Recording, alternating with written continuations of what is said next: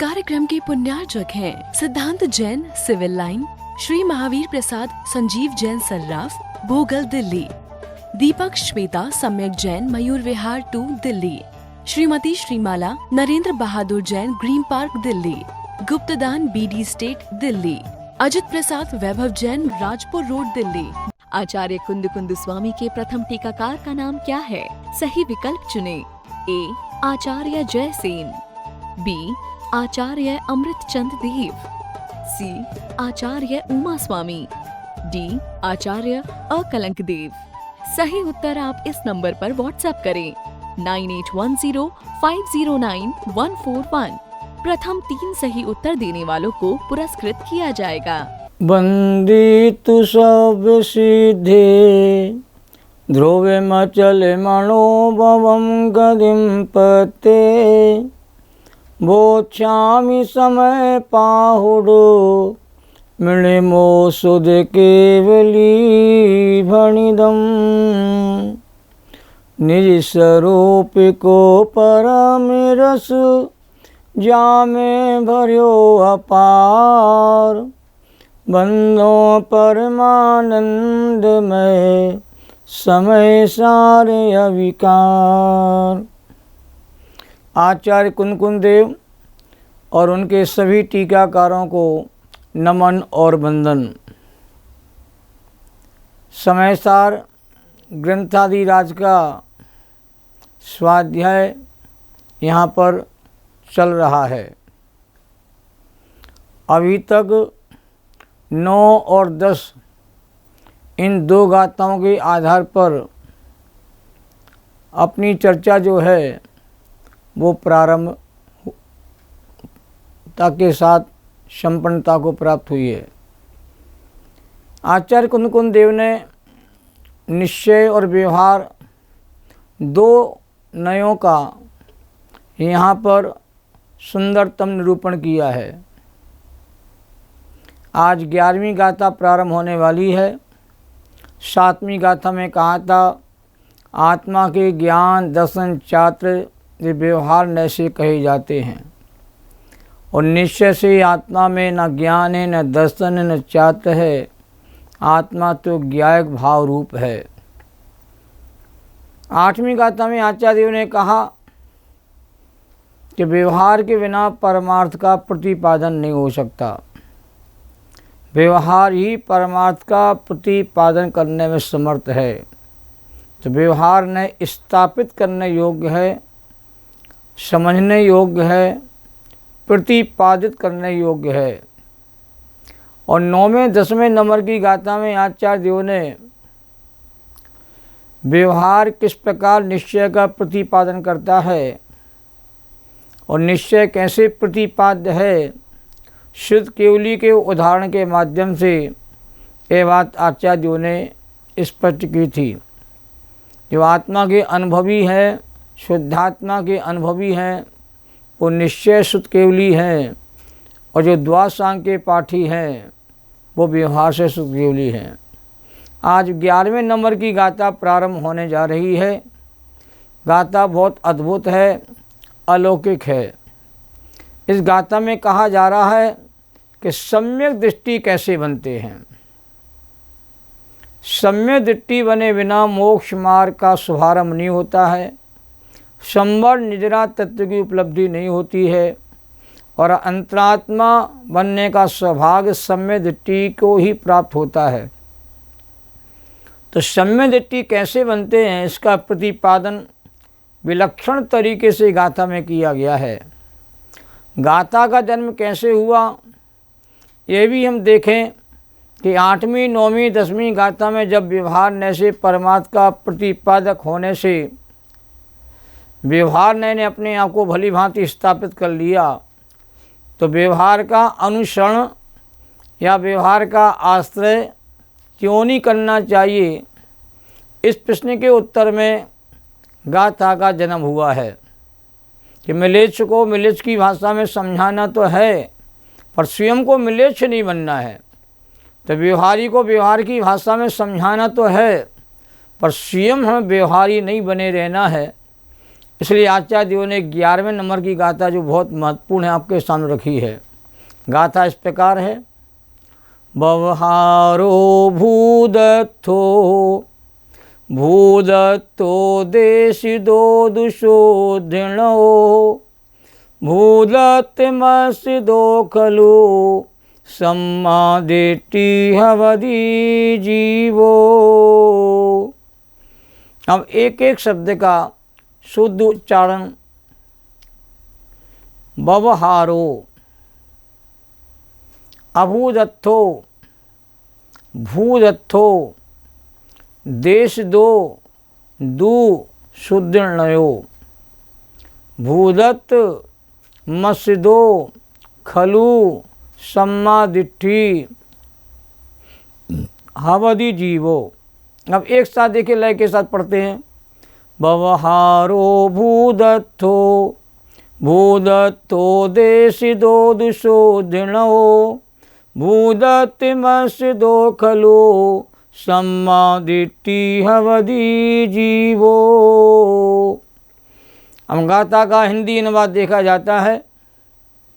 शुद्ध नए भूतार्थ है अवतार्थ है व्यवहार नए भूतार्थ की ही शरण गए आत्मा सम्यक लहे। जो मूल गाथा में भाव थे उन्हीं भावों को पद्यानुवाद के माध्यम से कहने का प्रयास किया गया। अब गाथा का जो अन्वयार्थ है वो भी हम अच्छी तरह से समझना चाहते हैं। बवहारो माने व्यवहार नए, अवूदत्थो माने अवूतार्थ है, दु माने और, शुद्ध नयो माने शुद्ध नए, भूदत्थो भूतार्थ है। ऐसा देश दो माने ऋषियों ने बताया है। जीवो माने जो जीव, भूदत्त मस्जिदो माने भूतार्थ के आश्रित है, खलु माने निश्चय ही, वह सम्मा दृष्टि सम्यक दृष्टि हवदि माने होता है। ये अन्वयार्थ हुआ गाथा का।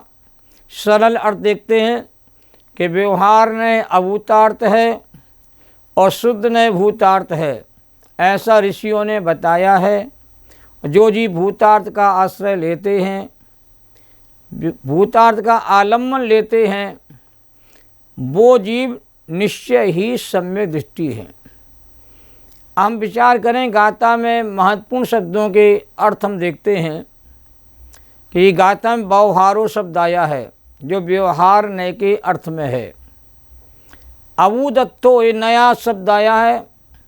अवूदत्तो का मतलब है अभूतार्थ। शुद्ध नयो माने शुद्ध नए, भूदत्तो माने भूतार्थ और भूदत्त मस्जिदो खलु माने भूतार्थ का आश्रय, सम्मा दृष्टि माने सम्यक दृष्टि। ये मूलभूत गाथा में शब्द आए हैं। अब यहाँ ध्यान देना है, गाथा में व्यवहारो भूदत्थो ये शब्द है। अक्षर वहाँ पर लिखा हुआ नहीं है। अनेक ग्रंथों में व्यवहार को अवूतार्थ के रूप में प्रस्तुत किया गया है और प्राकृत भाषा में एस अक्षर नहीं होता। एस निषेध के अर्थ में होता है, आ के अर्थ में होता है। तो कुछ लोगों ने ऐसा कहने का प्रयास किया कि व्यवहार भी भूतार्थ है और निश्चय भी भूतार्थ है और दोनों भूतार्थ का आश्रय लेने वाले जीव सम्यक दृष्टि होते हैं। ऐसा भी अनेक लोगों ने अपना मंतव्य व्यक्त किया है, पर टीकाकारों ने यह खुलासा कर दिया कि व्यवहारो भूदत्थो का मतलब व्यवहार न अभूतार्थ है, असत्यार्थ है। ये अर्थ कहते हैं, टीकाकारों ने खोल करके बताया है।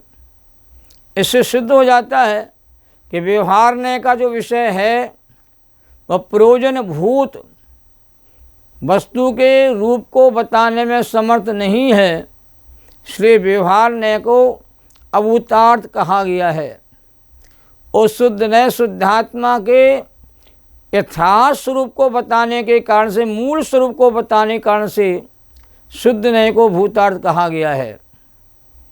और जो भूतार्थ का आश्रय लेता है, माने शुद्ध चेतन स्वरूप का आश्रय लेता है, ज्ञायक भाव का आश्रय लेता है, ज्ञायक भाव की अनुभूति करता है, प्रतीति करता है, वह जी सम्यक दृष्टि होता है।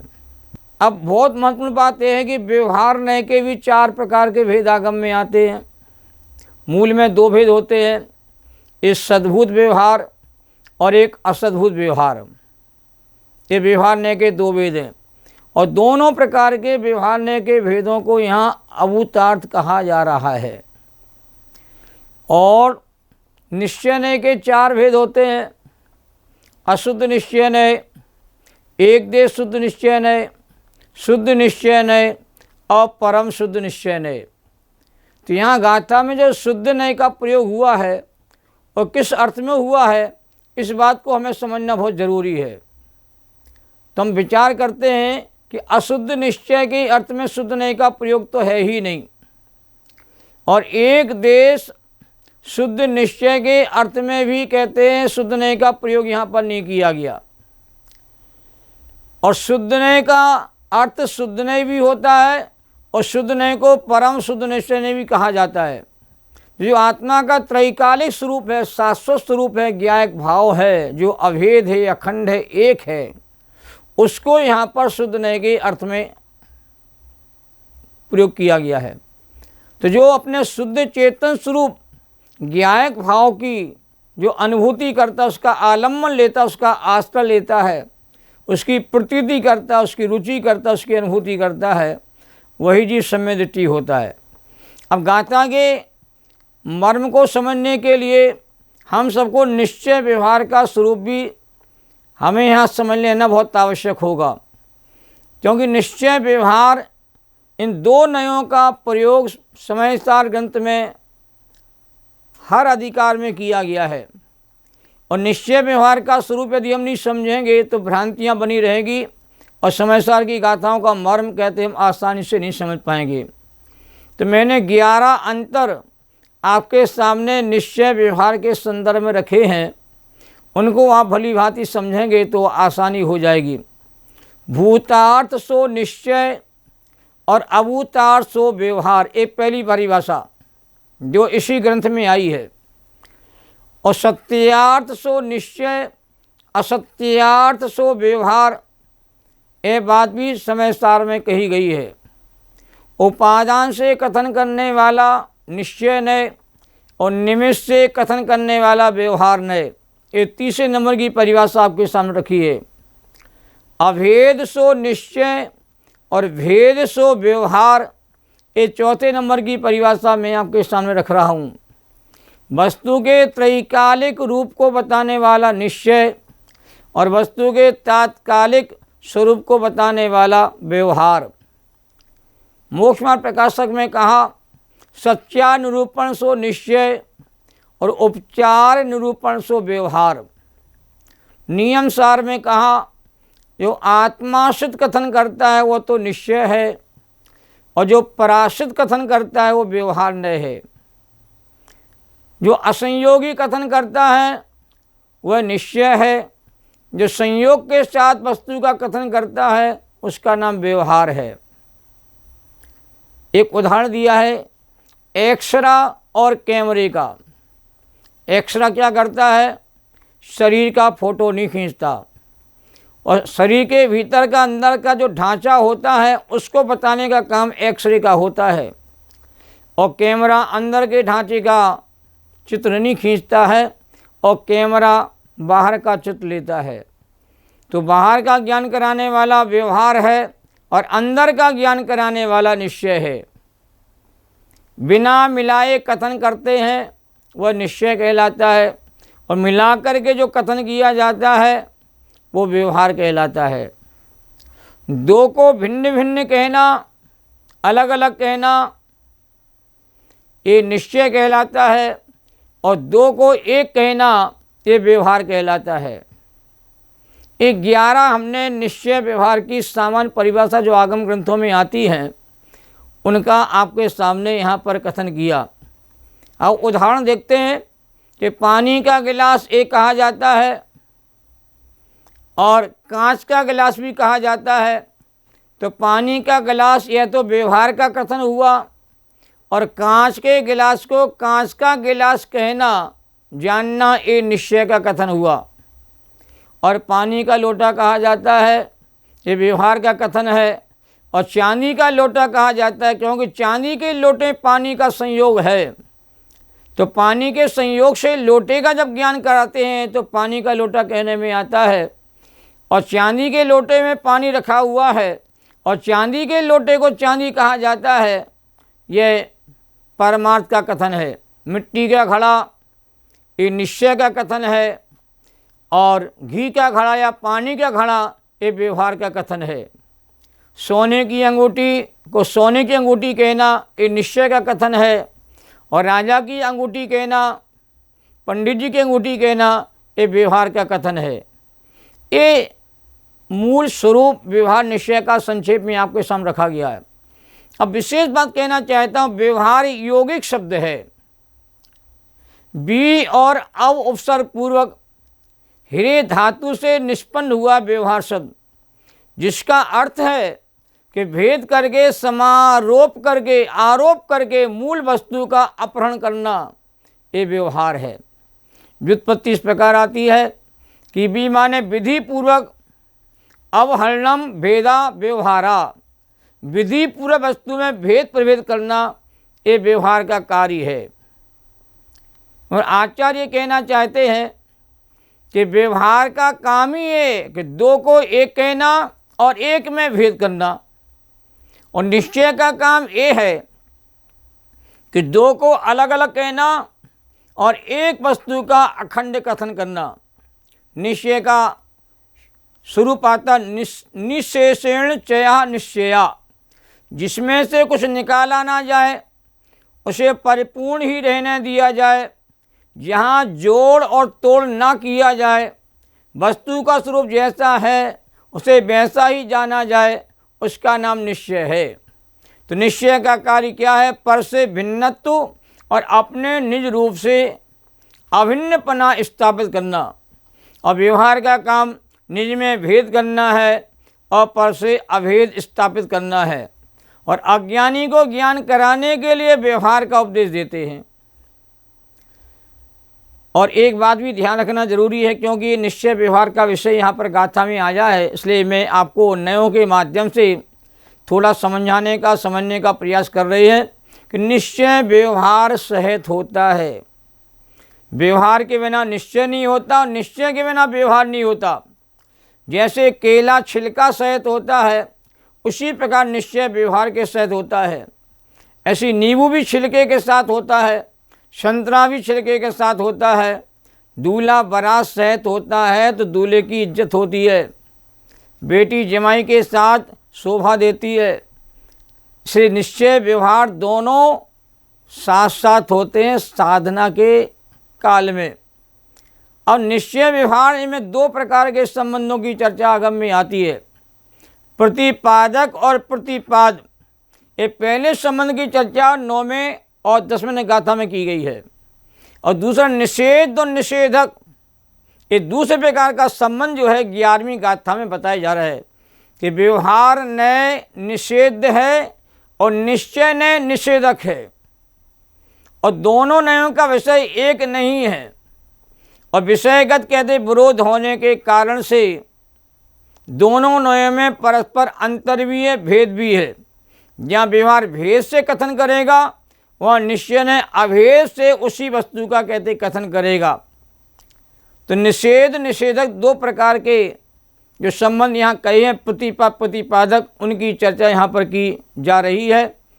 आज हम आगे विषय को बढ़ाने के लिए कल इसकी विस्तार चर्चा करेंगे, क्योंकि विषयगत विरोध होने के कारण परस्पर विरोधी भी है और अवरोधी भी है, दोनों मित्र भी हैं और दोनों अपने अपने विषय को बताने वाले भी कहे गए हैं। और चर्चा अपन कल करेंगे विस्तार से। जैनम जयतु शासनम, सभी साधर्मी जनों को सादर जय जिनेन्द्र।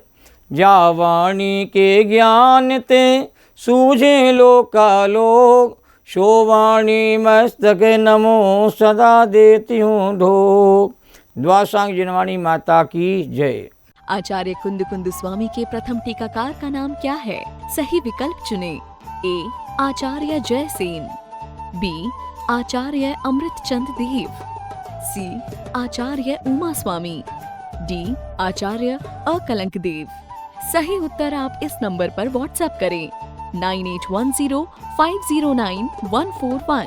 प्रथम 3 सही उत्तर देने वालों को पुरस्कृत किया जाएगा। इस कार्यक्रम के पुण्यार्जक थे गुप्तदान विश्वास नगर दिल्ली, विकास स्वाति जैन ग्रेटर कैलाश 3 दिल्ली, स्वर्गीय उमा जैन की स्मृति में doctor VP Jain America, Savita Sagar Jain Rishabh Vihar, गुप्तदान प्रीत विहार दिल्ली, इंजीनियर अनिल जैन अर्चित जैन श्याम एनक्लेव दिल्ली, श्रीमती मंजू विनोद जैन गुड़गांव।